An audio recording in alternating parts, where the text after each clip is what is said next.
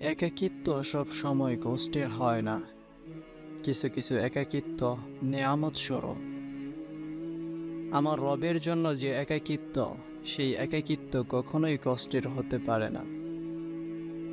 হৃদয়টা ভেঙে চূর্ণ বিচূর্ণ, কোথাও কোনো আশার আলো নেই।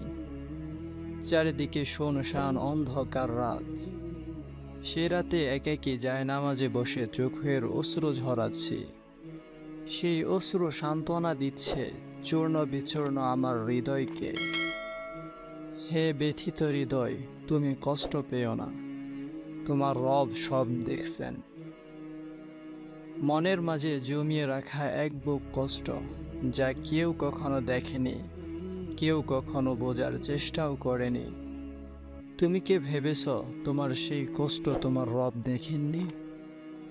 তিনি সহায় হয়েছেন বলেই তো এই একাকিত্ব।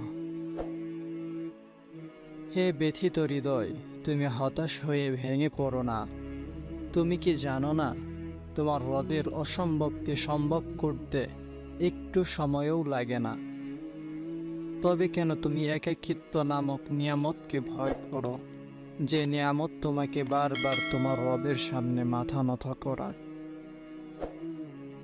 হে আমার ব্যথিত হৃদয়, মনে রেখো, অতি শীঘ্রই তোমার রব তোমাকে এত দিবেন যে তুমি খুশি হয়ে যাবে, ইনশাআল্লাহ।